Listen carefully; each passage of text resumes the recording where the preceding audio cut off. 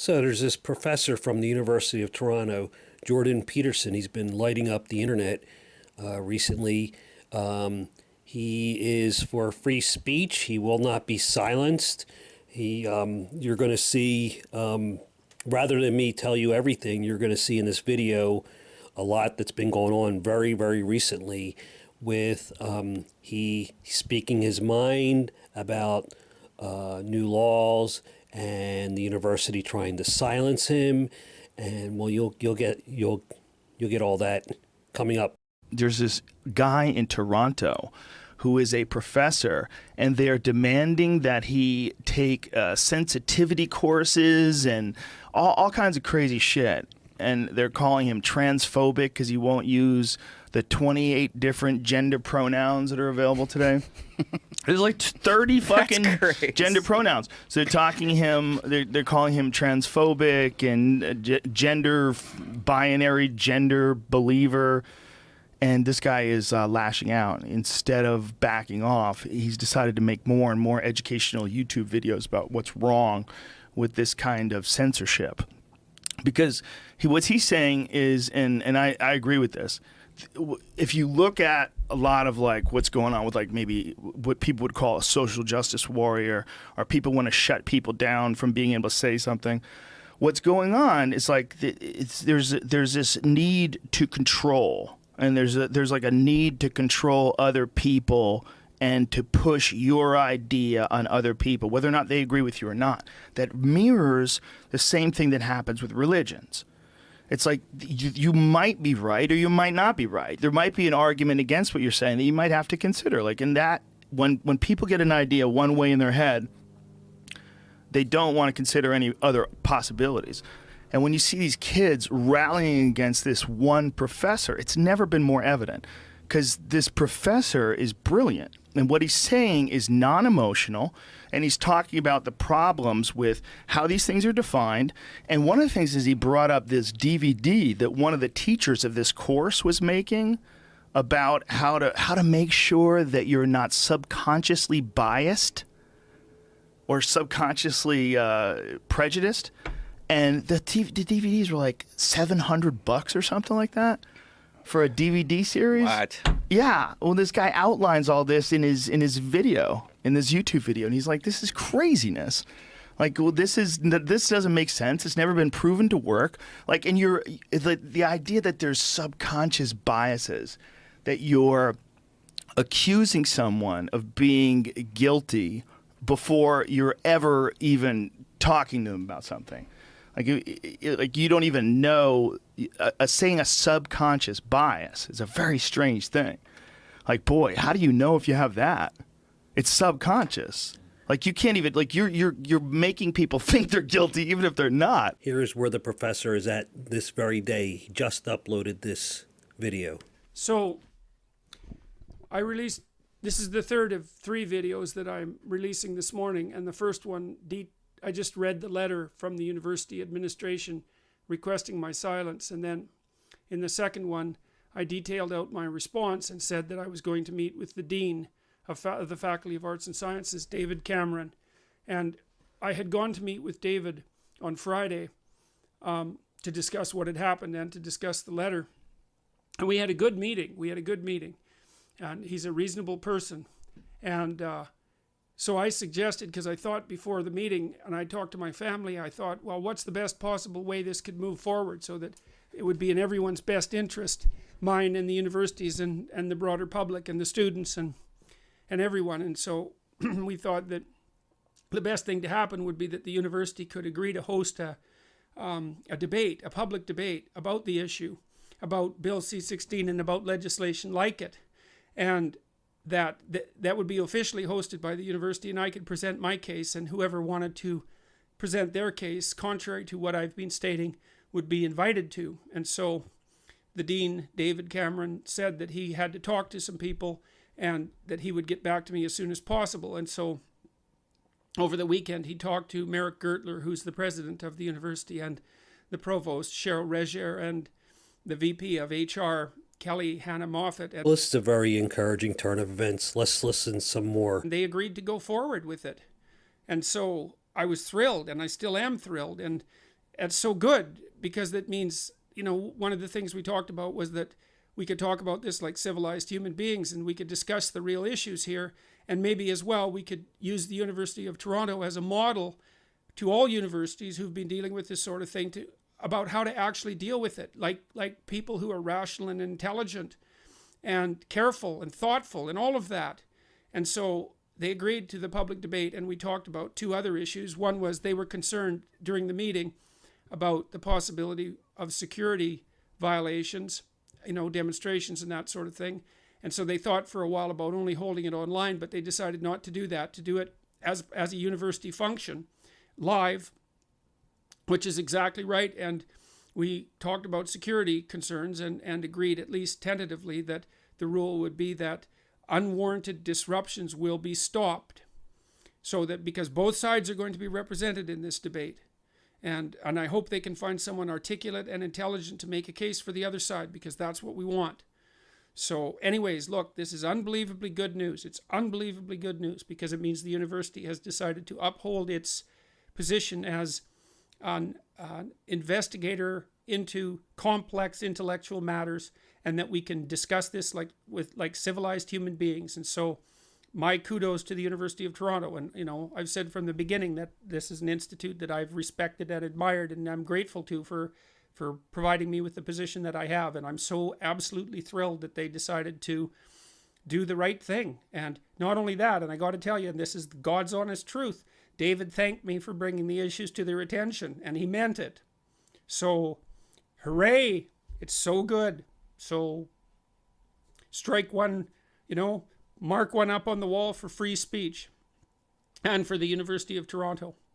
So, and I'd like to thank all the people that have been supporting me. It's been very helpful, and your letters were very useful. And, you know, we can talk. We can talk these things through. So let's do it. Excellent. Bye. There were two things that really bothered me, although there have been other things I've thought about since. One was that I was being asked, as everyone is, to use a certain set of words that I think are the constructions of people who have a political ideology that I don't believe in, and that I also regard as dangerous. What are those words? Those are the made-up words that people now describe as gender neutral. And so, to me, they're an attempt to control language, and in a direction that isn't happening organically. It's not happening naturally. People aren't picking up these words in the typical way that new words are picked up, but by force and by fiat. And I would say by force, because there's legislative power behind them. So and I don't like these made-up words, Z and Zer and that sort of thing. Okay, what about, they're not all made-up, quote-unquote made-up words. For example, they is one of them. Yeah, but to speak to an individual as they. Right, but we can't dispense with the distinction between singular and plural. I mean, I know that the advocates of that particular approach say that they has been used forever as a singular, and that's actually not correct. It's used as a singular in very exceptional circumstances, like if your child wishes to bring a book to school, they're welcome to do so. But that's just grammatically incorrect. Well, it is also, there's some debate about that, because it is, they is used like that sometimes, but it's never been used as a singular replacement for he or she. And so it's not a tenable solution, and that's the best of the solutions. So we understand your view. Now, with the latest out of the way, we're going to revisit what's been happening in the last few weeks that's led up to this. Okay, so back to agreeableness. Now, so the big difference between men and women in terms of traits seems to be, so you could put, first of all, I should show you, let's see if I got this here. Yeah. So there's two overlapping normal distributions, okay, and the blue ones are women and the red ones are men. And the blue is agreeableness. Like the blue is shifted over to the more agreeable side, and the red is shifted over to the less agreeable side. The first thing that you should notice about that isn't that the differences exist. The first thing that you should notice is that almost all of the territory is overlapped. And so what that means is that if you took men and women, if you drew men and women randomly from the population, there'd be a deviation from 50-50 with regards to who was the most agreeable individual. But at least, now, maybe it'd be 60% probability that you draw out a woman who was as more agreeable, and 40% probability that you draw out a man. you know, as a deviation from 50-50. So there's lots of women who are more disagreeable than men, and there are lots of men who are more agreeable than the typical woman. But there are differences, and one of the things that's really worth noting when you look at a normal distribution, because this is where things get weird. So you could say there's not that much difference on average between men and women, but the thing is the average is often not the relevant issue. The relevant issue is often the extreme. So for example, if you're going to imprison people, so look at that red curve. What you see is that if you, although it's not drawn exactly perfectly, but what you would see if the curve was proper here is that once you were out here, say where you were only interested in the 1 out of 50 most disagreeable person, all those people would be men. And that's why, partly why, almost everybody in prison is male. So because you don't put people in prison unless they're very extreme, and one of the things criminals tend to be extreme in is their low in agreeableness. Surprise, surprise. They're kind of callous. They're in it for themselves. You know, they're stubborn. They don't care about you one way or another. And if they're low in agreeableness and in conscientiousness, then they don't care about you and they aren't going to play by the rules. That's starting to touch on psychopathy. Well, I've had a number of people in my clinical practice over the last few years whose lives have been seriously disrupted by politically correct activity in the workplace, I would say. And I have a number of other people in my social network who keep me apprised of various goings-on in the media on political issues in general, not specifically necessarily about political correctness, although that often comes up. And I got 2 emails last week, 2 weeks ago, 3 weeks ago, I guess now, one on Bill C-16 and then one on the University of Toronto's HR department's decision to make anti-racism and anti-bias training mandatory for the HR staff.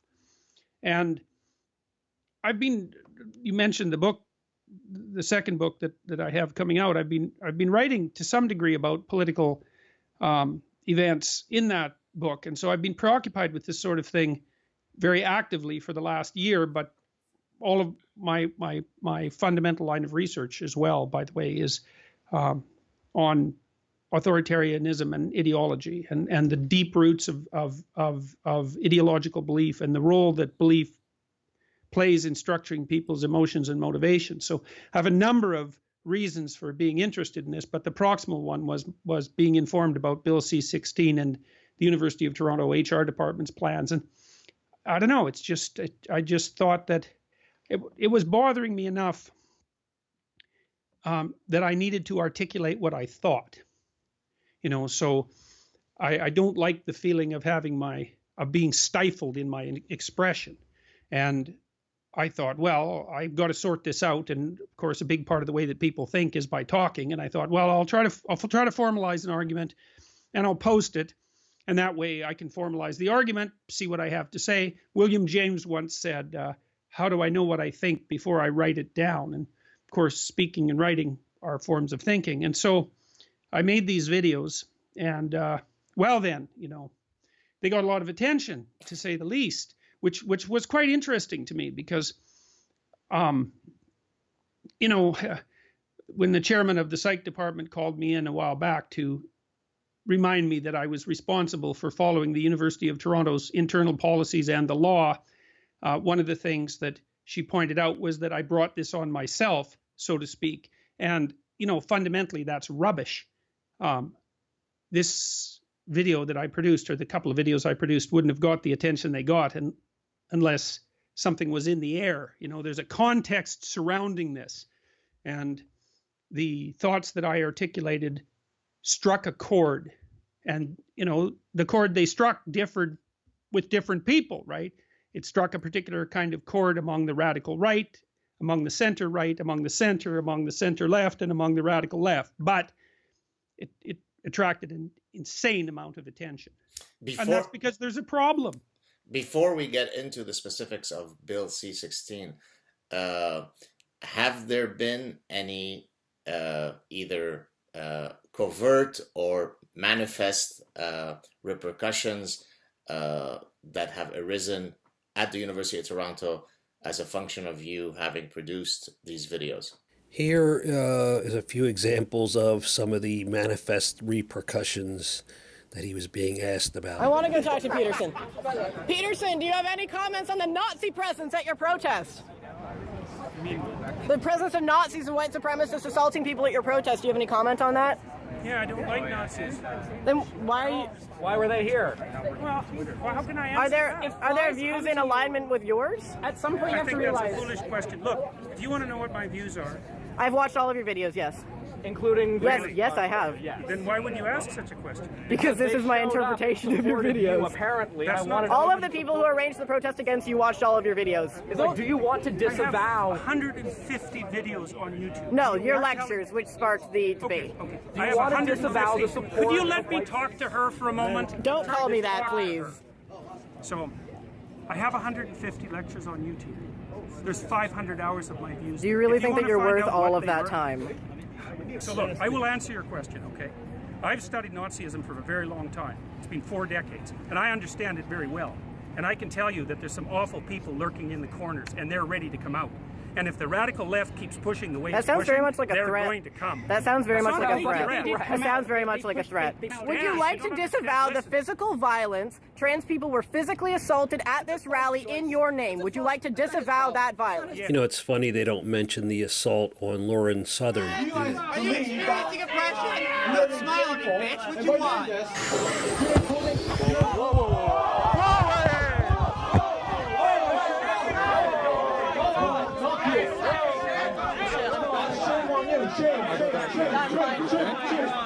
Yeah, so they did grab me and pull me in and try to punch me. They're the person right over there with the black lipstick. That's assault right there. Officer, I didn't see anything. I didn't see anything that happened. There's no reason to believe I didn't see anything.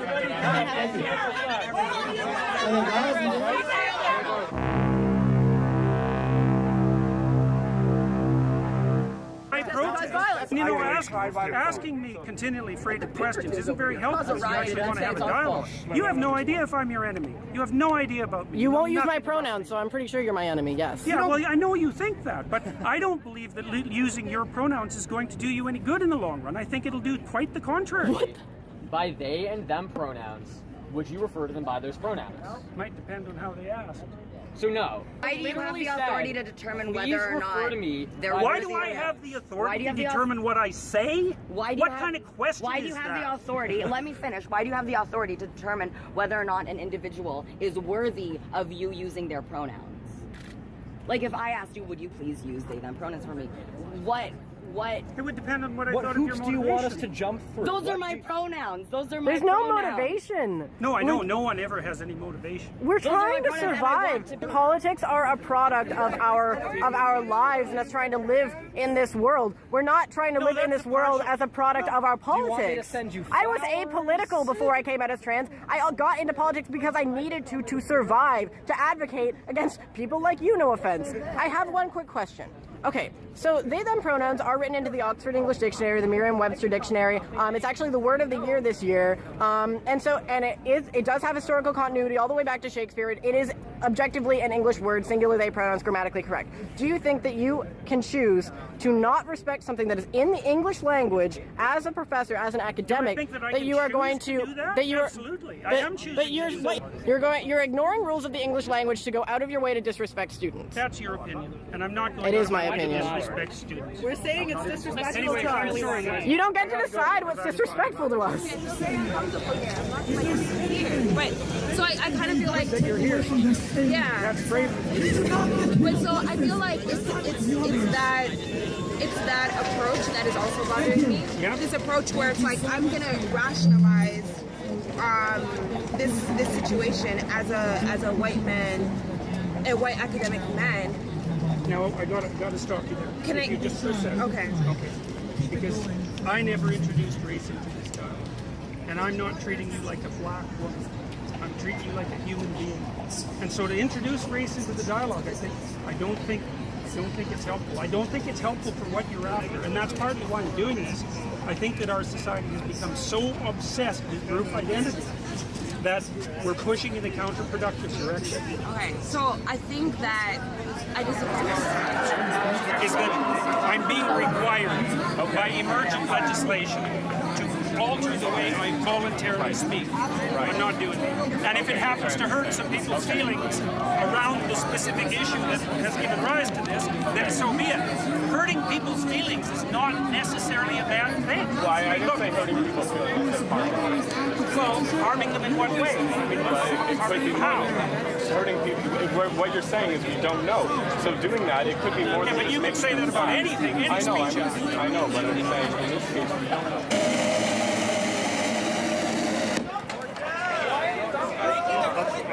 Well, as you can see, the opponents of free speech are capable of making a lot of inarticulate noise.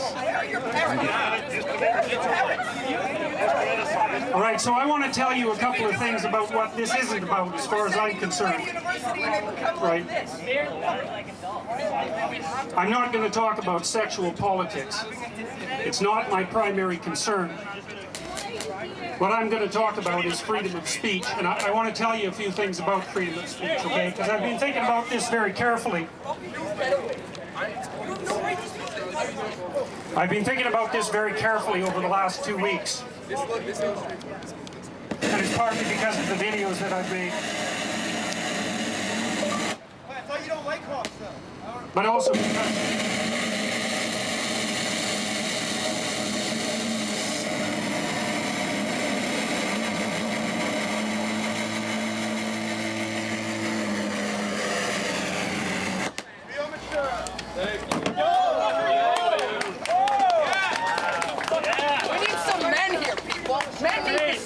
Nonsense. He's brilliant. For real. He's brilliant. Okay. Let's try this again. Right. So there's a reason I'm defending freedom of speech. And the reason for that is quite straightforward. The reason I'm defending freedom of speech is because that's how people with different opinions settle their opinions in a civil society. And if we lose that,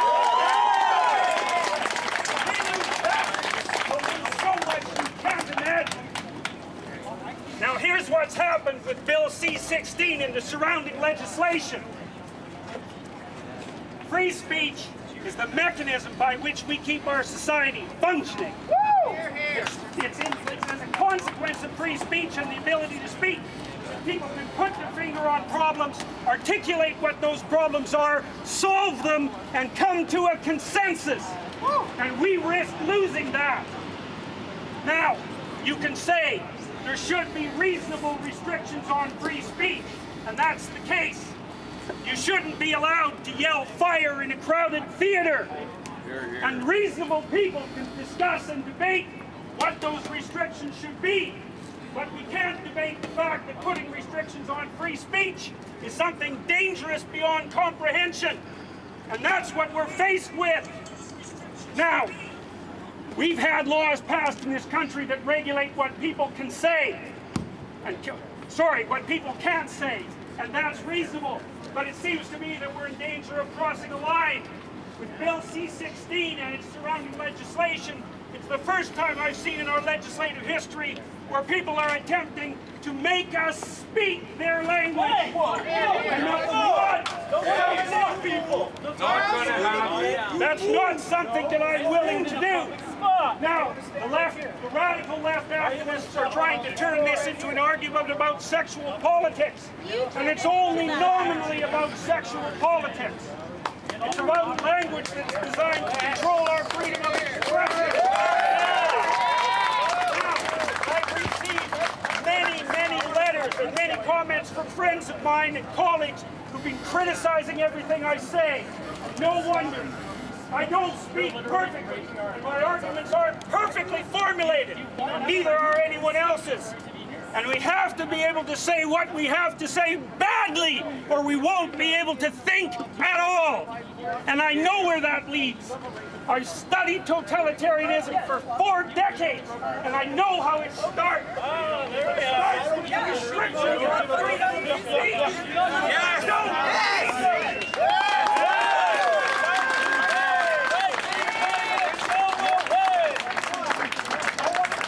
here's what I recommend. You all have consciences. You all have the ability to articulate.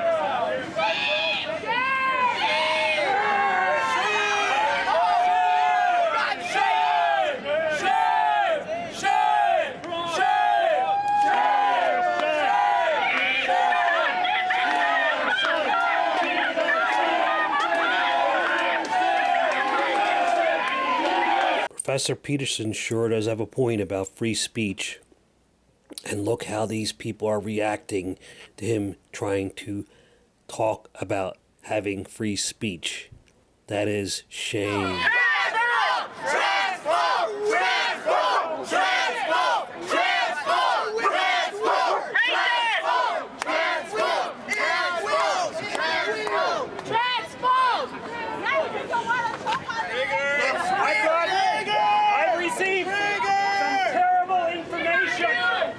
From people on the radical right.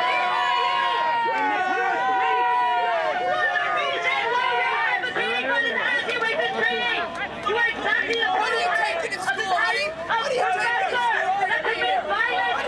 school? How dare you deny the humanity? How dare you? What are you taking to school? What are you children taking? Children. What are you guys taking to school? Not this guy over here, not the white knight, but you people. What are you people taking? All right, so I've received terrible information from people on the far right last week. And it's terrifying. I will tell you, if we keep pushing too hard on the fringes of the radical left, we're going to produce a counter-response that we do not want to see. What he's warning of here is not a threat. It's just an observation. People on the authoritarian left are pushing and pushing and pushing. And a lot of people are thinking of the rise of Donald Trump is due to all the political correctness on steroids. People telling us how to think and how to talk and what to say.